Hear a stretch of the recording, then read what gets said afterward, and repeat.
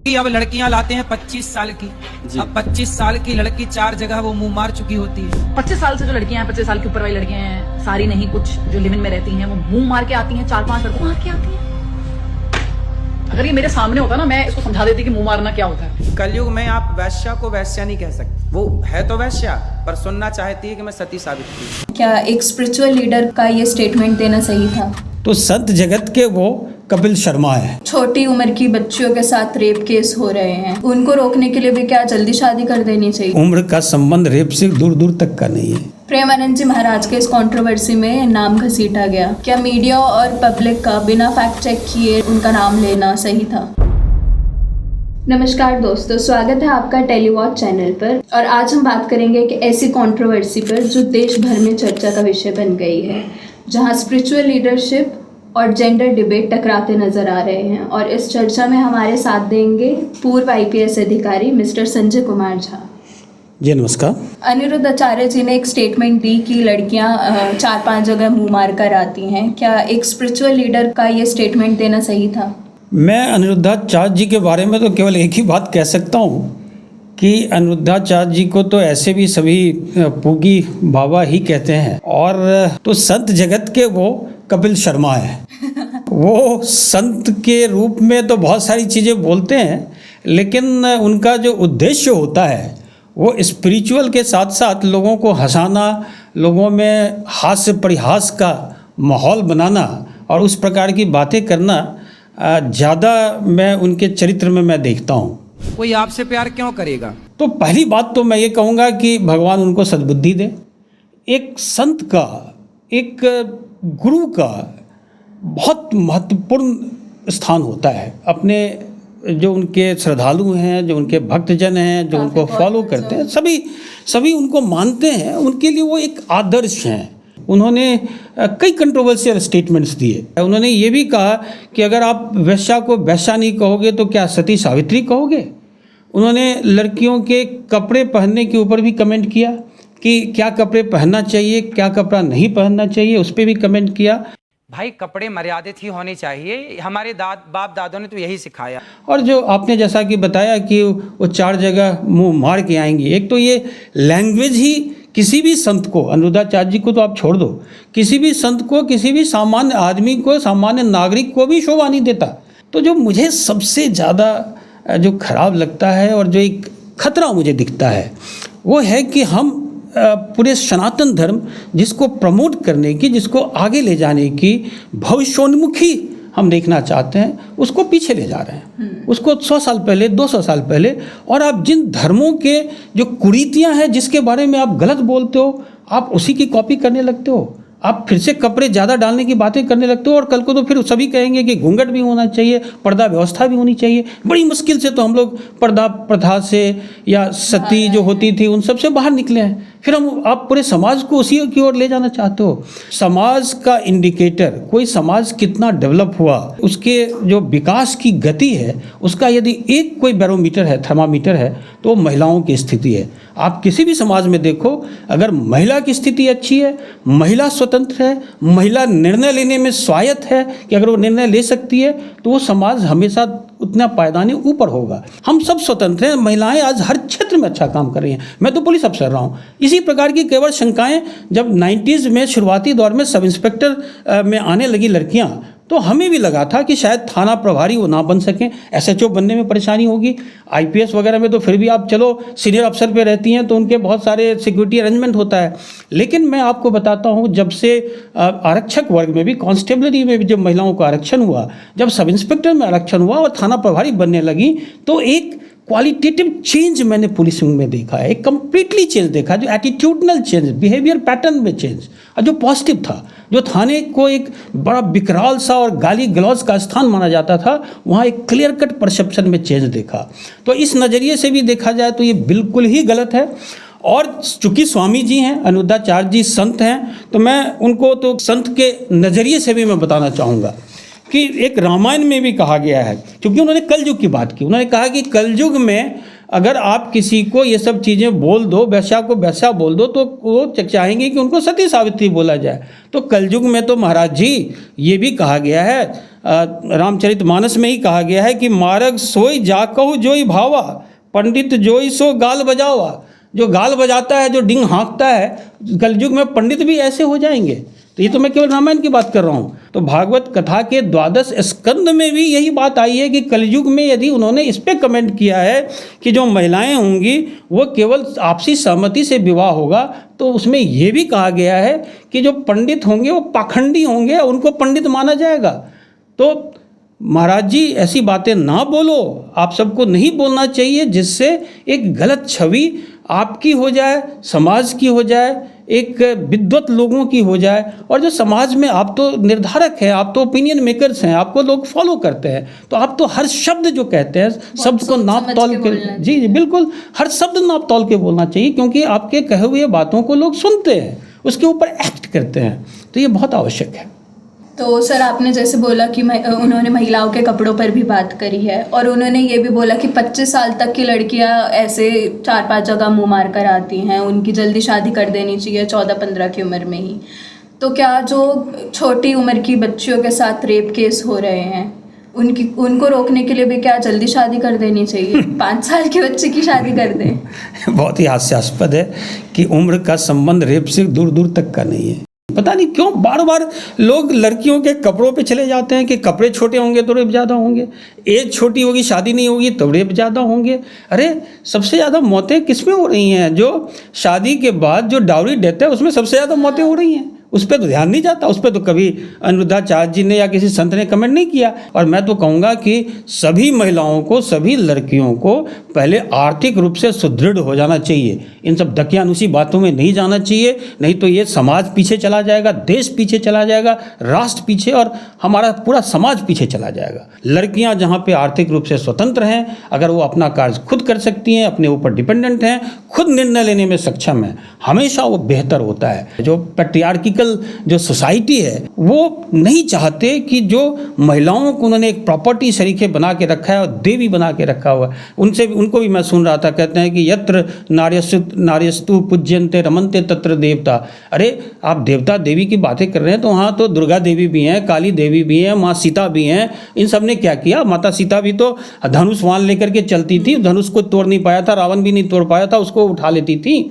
और जहाँ तक कपड़े की बात है कि आप क्या पहनती हो, महिलाएं क्या पहनती हैं, नहीं पहनती हैं, महत्वपूर्ण ये है कि वो क्या पहनना चाहती हैं, ये महत्वपूर्ण है। मैं एक हद तक इस बात से सहमत हो सकता हूँ कि हर ओकेजन के लिए एक ड्रेस होता है, लेकिन अगर व्यक्तिगत जीवन में कौन क्या कर रहा है, क्या कपड़े पहन रहा है, इसमें हमें ताक झांक करने की कोई आवश्यकता नहीं है। हाँ, लेकिन एक बात ये जरूर है कि जब महिलाएं कई बार जो कुछ चीज़ें इसलिए करती हैं ताकि वो पुरुषों का ध्यान आकृष्ट कर सके, सेल कर सकें। एक थ्योरी ये भी है। इसलिए मुझे ये लगता है कि लड़कियां तैयार इसलिए होती है क्योंकि उनका मन होता है। हाँ, जब उनका मन होता है, उनकी चॉइस है, कहीं कोई अंतर नहीं है। एक किसी ने बड़ा अच्छा कहा था कि कई बार महिलाओं को केवल कुछ इसलिए रोल में दिया जाता है ताकि उनका प्रोडक्ट बिक सके। आप अपनी इच्छा से कुछ भी करते हो, बिल्कुल स्वतंत्र है, सभी स्वतंत्र हैं, लेकिन कभी पुनः आप उसी पितृसत्तात्मक इसमें मत चले जाओ कि किसी पुरुष के लिए अगर हम कुछ कर रहे हैं तो वो गलत है। तो अपने आप को ही ऑब्जेक्टिफाई, तो खुद को भी ऑब्जेक्टिफाई मत करो। दूसरों को कोई अच्छा लगे या दूसरों की वजह से हम कर रहे हैं, वो गलत होगा। और जहाँ तक अनिरुद्धाचार्य जी ने कहा है, उसमें एक बड़ी अच्छी कहानी दत्तात्रेय भगवान की है और पिंगला नाम की एक वेश्या की है। तो मैं, चूँकि वो भागवत कथा से ही लिया गया है, तो मैं ये जरूर कहना चाहूँगा कि दत्तात्रेय भगवान एक बार कहीं जा रहे थे, तो उन्होंने देखा कि एक किसी कोठी में बहुत ज़्यादा भीड़ लगी हुई है, बहुत लोगों की भीड़ लगी थी। तो पता चला कि वहाँ पे एक पिंगला नाम की वेश्या रहती है, और वो इतनी ज़्यादा सुंदर थी कि लोगों की लाइन लगी रहती थी, और सामने में एक नगारा रखा हुआ था, और नगारे पे यदि कोई एक चोट दे तो उसके लिए उसको स्वर्ण मुद्रा देनी पड़ती थी। एक स्वर्ण मुद्रा देगा तो दूर से वो पिंगला को देख सकता था। तो जब दत्तात्रेय स्वामी वहाँ से गुजर रहे थे, भगवान गुजर रहे थे, तो उन्होंने देखा, तो पूछा, तो सबने यही बात कही। तो उन्होंने उठाया वो डंडा और 100 चोटें धड़ाधड़ मार दी उस पर, नगारे पे। तो इतनी तेज़ आवाज़ आई कि पूरे गांव में और कोठी में गुंजयमान हो गया। तो पिंगला ने भी सुना, पिंगला को लगता है कोई चक्रवर्ती सम्राट आ गया है जो इतने सारे पैसे, तो भागती हुई आई तो देखा एक संत सामने खड़ा है। तो उसने कहा कि आपने जो ये 100 चोटें इस पर करी है, आपको पता है कि इसकी क्या कीमत है?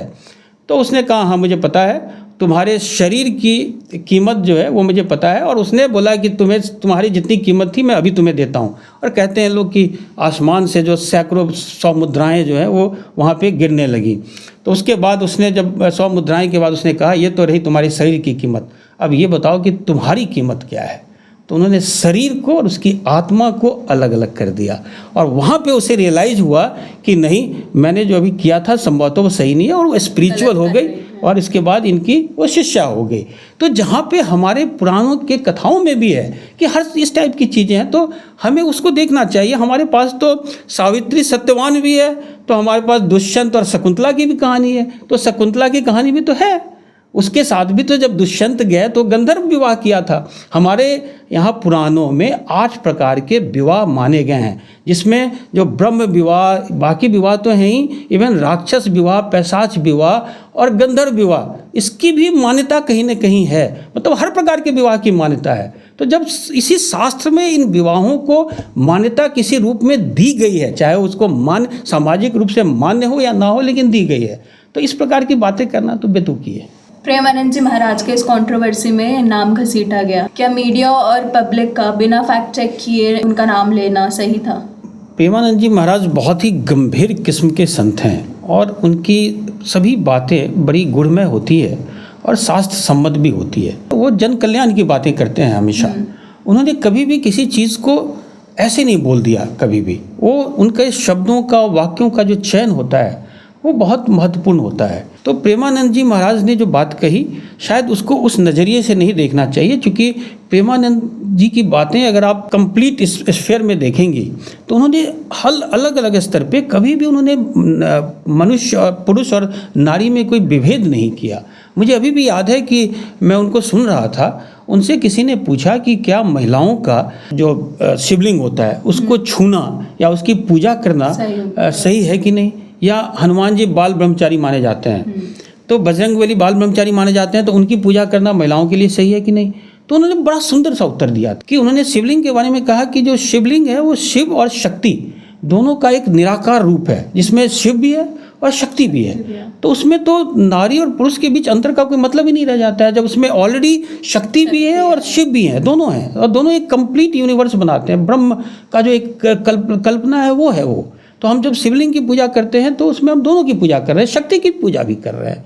तो इस मायने में उन्होंने कहा कि दोनों में कोई अंतर है ही नहीं, उसको उस नज़रिए से देखना नहीं चाहिए। जब आप साधना करते हैं, जब आप पूजा करते हैं, जब आप भक्ति करते हैं तो भगवान को करते हैं। इसी तरह से उन्होंने बजरंगबली के बारे में कहा कि जब आप बजरंगबली की पूजा करते हैं तो आप बजरंगबली को आप ब्रह्मचारी के रूप में देखने की आवश्यकता क्या है। आप कृष्ण भगवान को जैसे बाल गोपाल के रूप में आप उसकी पूजा करते हैं, तो आप जब बजरंगबली की कर रहे हैं तो आप एक भाई के रूप में, छोटे भाई के रूप में, एक छोटे बाल हनुमान के रूप में आप उसको वो मानिए, आप उसको सखा मानिए, आप उसको भाई मानिए, आप उनको पिता मानिए, आप वो संबंध के साथ उनको पूजा कीजिए। तो आप क्यों नहीं कर सकते? आपको वो आपके जो कहते हैं ना कि जैसी जाकी जैसी भावना रही वैसा आपको दिखता है। तो अगर आपकी भावना पवित्र है, आपकी भावना अच्छी है, उस नज़रिए से अगर आप पूजा करते हो तो कहीं कोई अंतर नहीं होना चाहिए। तो मुझे लगता है कि प्रेमानंद जी ने जो कहा था उसका मायने ये था कि लोगों को रोकना चाहिए, उनकी बातें वो सही हैं। हो सकता है कि कुछ शब्दों के चयन में, चूँकि उन्होंने 4-5 कुछ कह दिया कि 100 में से 4-5 कुछ ऐसी बातें करी, तो वो ज़रूर मुझे लगता है कि हम सबको बहुत सतर्क रहनी चाहिए, क्योंकि कुछ भी हम बोलें तो उसका असर पड़ता है। लेकिन ओवरऑल जो मैंने देखा है कि प्रेमानंद जी बहुत ही ऐसी बातें करते हैं, उनकी बातें हमेशा समाज के कल्याण के लिए, लोक कल्याण के लिए होती है और अच्छी बातें करते हैं, समाज को आगे ले जाने की बातें करते हैं। दकियानुसी विचार कभी उनके नहीं होते। खुशबू पटानी ने अनिरुद्ध आचार्य जी के खिलाफ स्ट्रॉन्ग रिप्लाई दिया। एजुकेटेड वुमेन की आवाज़ स्पिरिचुअल मिसोजिनी के खिलाफ है। बिल्कुल होनी चाहिए, और केवल एजुकेटेड वुमेन क्या, सभी वुमेन की होनी चाहिए, सभी की, और सभी वुमेन की क्या, सभी मेन की भी होनी चाहिए। अगर कोई गलत कुछ बोलता है जिसमें समाज में किसी प्रकार का भेद हो और जो कोई समाज को पीछे की ओर ले जा रहा है, हम 21वीं शताब्दी में जी रहे हैं। बार बार हमें याद करना चाहिए कि हम कंप्यूटर क्रांति में जी रहे हैं, जहाँ पे AI आ रहा है, मशीन लर्निंग आ रही है, साइंस आ रहा है, टेक्नोलॉजी आ रही है। हम लोगों के विकास की बातें कर रहे हैं, उनके जीवन का स्तर ऊंचा ले जाने की बात कर रहे हैं। वहाँ आप एक 50% पॉपुलेशन को पीछे धकेल के ले जाना चाहते हो। खुद तो इस प्रकार के लोग जो हैं, जो स्वामी जी हैं, हवाई जहाज़ में चलते हैं, गाड़ियाँ उनकी मर्सिडीज़ और BMW में चलते हैं। बात लोगों को बड़ी बड़ी करते रहते हैं कि आप शांति से रहो, बड़े संतोष में रहो। 50-50 लाख के तो उनके पंडाल लगते हैं। कहा जाता है कि संत को तो मनसा वचसा कर्मना सब एक जैसा होना चाहिए। आप जैसे दूसरों को करते हो।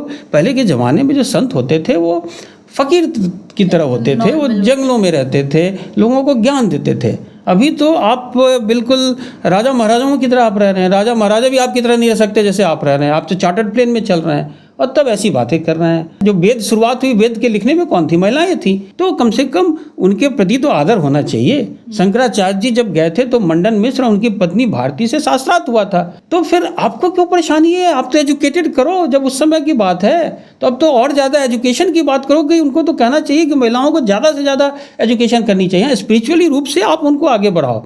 और दूसरा ये है कि केवल स्वामी हो जाने से, किसी को मौलवी हो जाने से समस्त ज्ञान उसी के पास आ जाए, वो तो कुछ धर्म की किताबें कुछ लोग पढ़ लेते हैं और प्रवचन देना प्रारंभ कर देते हैं। तो जो बड़े बड़े लोग पढ़ते रहते हैं, वैज्ञानिक हैं जो दूसरी जगहों पे काम कर रहे हैं, रिसर्च में काम कर रहे हैं, PhD कर रहे हैं, ऐसा लगता है उनसे कहीं ज़्यादा ज्ञान, केवल 4 किताबें पढ़ ली और आपको हो गया।